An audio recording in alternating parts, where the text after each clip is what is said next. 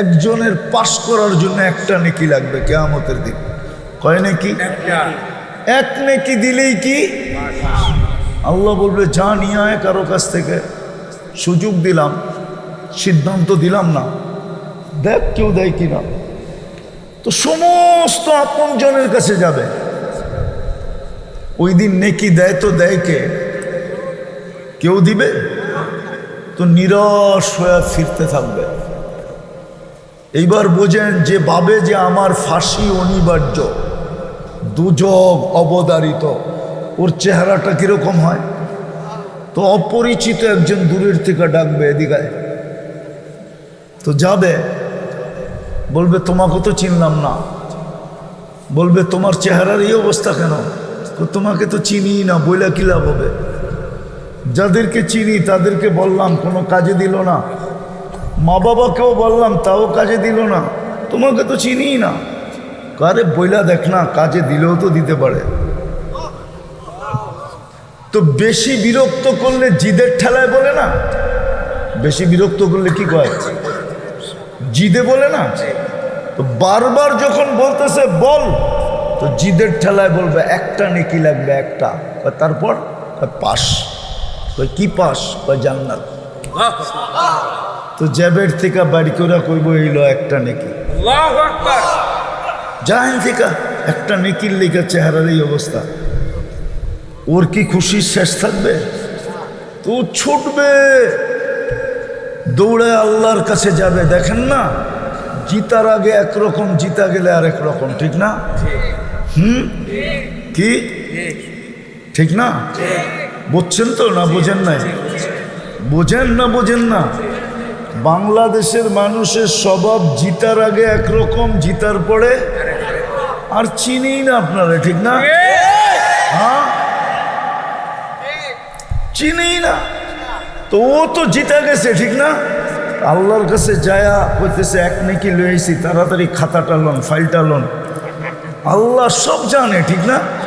আল্লাহ মুস্কি মুস্কি হাসবে, আর ও খালি তাড়া দিবে, লন না আমারটা, এক নেকি নিয়ে আইসি না। আল্লাহ বলে তোর নেকি দিল কে? কিয়ামতের মাঠে কি আপনি একাই, আর কেউ নাই?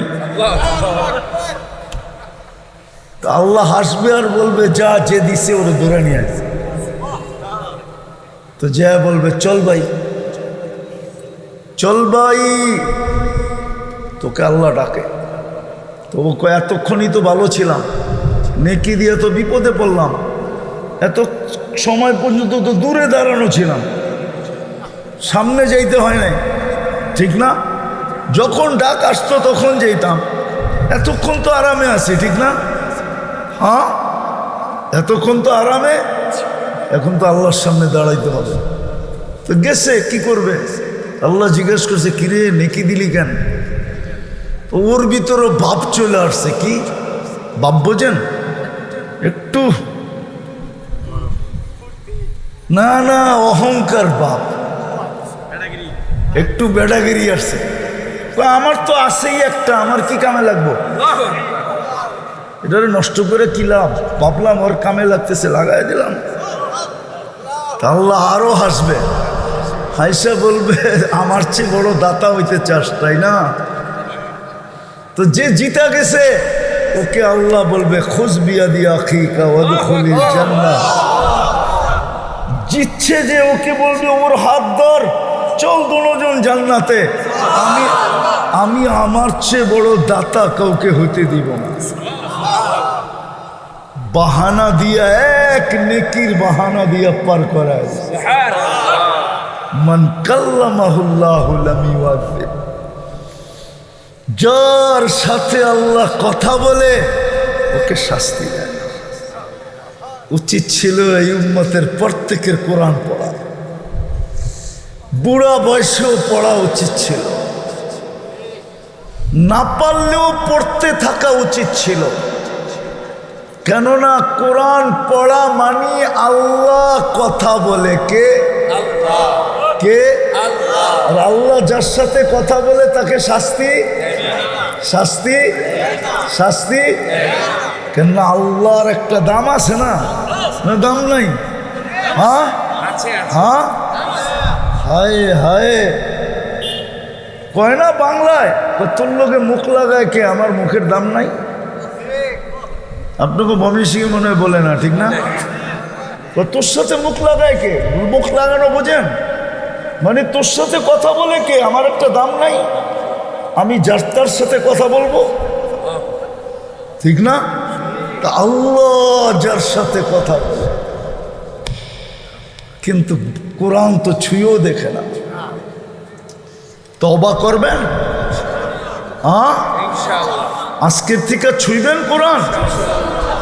কে কে ডেলি কোরআন নিবেন আর একটা চুমা দিয়া বুকে লাগায় রেখা দিবেন? পাক্কা? যুবকরা কি বলে? যুবকরা নামাও, যুবক ডেলি কোরআনটা নেও, একটা চুমা দাও, বুকে লাগাও, কোরআন তোমাকে দামি বানায় দিবে। দামি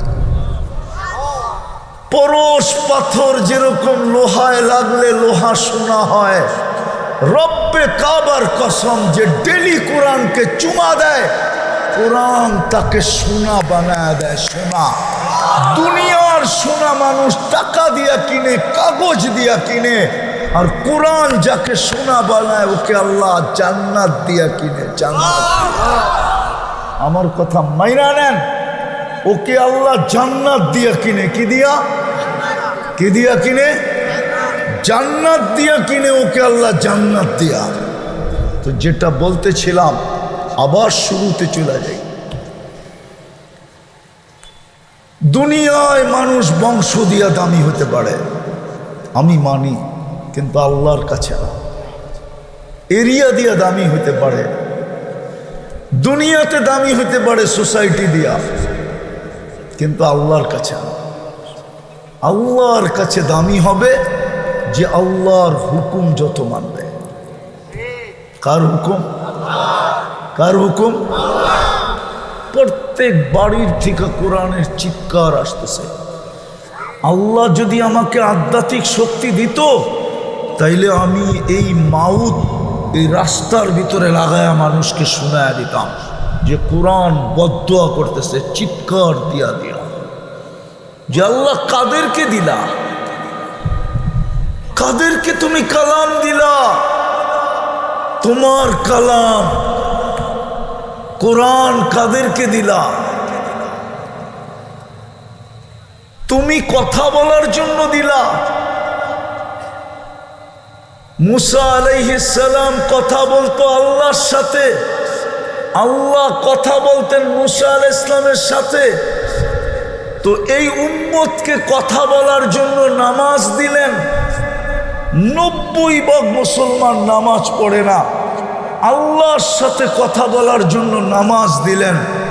মুসল্লি ইউনাজি রব্বা, 23 ঘন্টা নামাজ কথা বলার অনুমতি দিলেন। মুসা আলাইহিস সালামকে শুধু সামান্য সময় কথা বলার অনুমতি দিতেন, তাও তুর পাহাড়ে আসতে হতো, সময় মতো আসতে হতো। আর এই উম্মত ইচ্ছা করলে 23 ঘন্টা টানা কথা বলতে পারে। কত? 23 ঘন্টা। শুধু 3 মাকরু ওয়াক্তের ভিতরে না হইলেই হলো।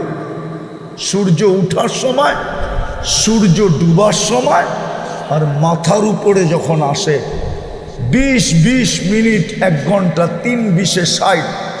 এই 1 ঘন্টা শুধু কথা বলার জন্য বারণ রাখছেন, বাকি 23 ঘন্টা কথা বলার সুযোগ দিচ্ছেন। 23 ঘন্টার আমি যখন তুর পাহাড় দেখতে গেছি, তা আমার মনে হয়েছিল তুর পাহাড় থেকে আমাকে এই আওয়াজই দেওয়া হইতেছে যে মুসা আলাইহিস সালাম তো কথা বলতে পারতেন সীমিত সময়, ডেলি একবার, তাও সীমিত সময়, নির্দিষ্ট সময়। কথার মাত্রা ছিল, তোর জন্য তো কথার কোনো মাত্রা নাই। তুই তো ইচ্ছা করলে 23 ঘন্টা কথা বলতে পারিস। তুই তোর পাহাড় দেখে আশ্চর্যান্বিত হস, তো হস কেন? ওই উম্মত তো 90% নামাজ পড়ে না। আল্লাহ কথা বলার জন্য কালাম দিলেন, কালামুল্লাহ। বলতে থাক, আমি কথা বলতে থাকবো।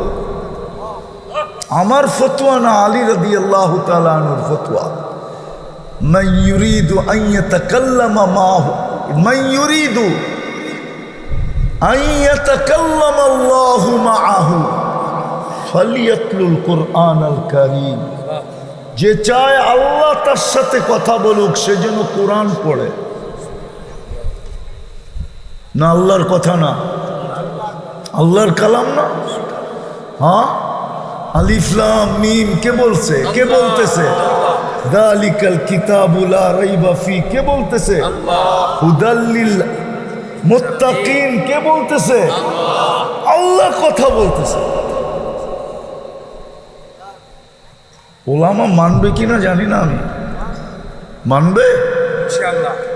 মাইয়া তাকাল্লাম মাহু, যার সাথে আল্লাহ কথা বলে, মান কাল্লামাহুল্লাহ লাম ইউআযিব, যার সাথে আল্লাহ কথা বলে তাকে শাস্তি দিবে না। সুবহানাল্লাহ। কোনো না কোনো বাহানায় পার করায় দিবে। প্রতিদিন 32 রাকাতে তুমি আমার কাছে চাইতে থাকো, ইহদিনাস সিরাতাল মুস্তাকিম। কখনো ইমামের মাধ্যমে চাও, কখনো তুমি ডাইরেক্ট চাও। 24 ঘন্টায় তোমরা 32 বার আমার কাছে চাইতে থাকো, ইহদিনাস সিরাতাল মুস্তাকিম। আমার বন্ধুর রঙে রঙিন হতে দেরি, আমি ওই হেদায়েতের মালা তোমার গলায় পড়ায় দিতে দেরি করব না। এই জন্য তো কোরআন বলে ইনতুতিউহু তাহতাদু। তো যেটা বুঝাইতেছিলাম, আসল উদ্দেশ্য হলো আল্লাহর কাছে দামি হওয়া, চিরদিনের দামি। জান্নাত খোলার সময় নাই, নাইলে যুবক খোলা যেত, দেখানো যেত জান্নাত কি জিনিস। শুধু শুধু তো বলেন নাই, উতলুবিল জান্নাতা জাহাদাকুম। আল্লাহ রসুল বলছেন, সব কিছু লুটায়া দেওয়ার পরেও যদি তোর জানটাও দিয়া দিতে হয়, ও আমার উম্মত, অনুরোধ তোমাদের কাছে, জানটাও দিয়া দাও, তারপরও যদি জান্নাত মিলে তো নিয়ে নাও। কেননা আমি চোখে দেখা ঈসা বলতেছি। কি কে চোখে দেখছে? আল্লাহর রাসূল সাল্লাল্লাহু আলাইহি ওয়াসাল্লাম, মুহাম্মাদুর রাসূলুল্লাহ। কে? মুহাম্মাদুর, আরে পুরা বলেন মুহাম্মাদুর। মুহাম্মাদুর রাসূলুল্লাহ বললে 120 নেকি পাবেন, 120 নেকি। হ্যাঁ, শুধু মুহাম্মদ বললে 40 নেকি পাবেন। রসুল্লাহ বললে 80 নেকি পাবেন। আর শুধু মুহাম্মদ বলা বেয়াদবি, মুহাম্মদ সাল্লাল্লাহু আলাইহি ওয়াসাল্লাম বলা বেয়াদবি। বেয়াদবি এই জন্য আল্লাহ বন্ধুর নাম ডাইরেক্ট কখনো নেন নাই। কখনো কোরআনে আল্লাহ ডাইরেক্ট বন্ধুর নাম নেন নাই। বন্ধুকে কখনো নাম ধরে ডাকেন নাই, কোথাও নাই। বন্ধুকে আল্লাহ নাম ধরে, এই জন্য মালিক রহমতুল্লাহ আলাইহি বলছেন, সবচেয়ে বড় আদব হলো, আজকে আমরা নবীর আদবও জানি। এই জন্যই তো আমাদের এই দুরবস্থা, নাইলে উম্মতে মুহাম্মদীর দুরবস্থা। উম্মতে মুহাম্মদী। আচ্ছা বলেন তো, কোনো প্রোগ্রামে সবার খাওয়া যখন শেষ হয়ে যায়, আর যে বাড়তে থাকে, একে কি বলে আপনাদের ভাষায়? বাবর না, যে সবাইকে দিতে থাকে, বাবরচি তো পাকাইতে থাকে, শাহিদার, ঠিক না? সবার খাওয়া শেষ হইলে শাহিদার পুরা পাতিল নিয়ে বসে না? আর তো কেউ নাই, সে কি নিয়ে বসবে? হ্যাঁ, সত্য তো। আর তো কেউ নাই। আমাদের পরে উম্মত আছে, আমাদের নবীজির পরে নবী আছে, আল্লাহর বান্ড কার জন্য?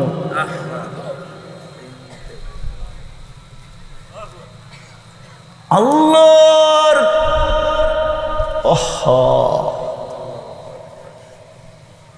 আল্লাহর আল্লাহ ইয়াত কার জন্য?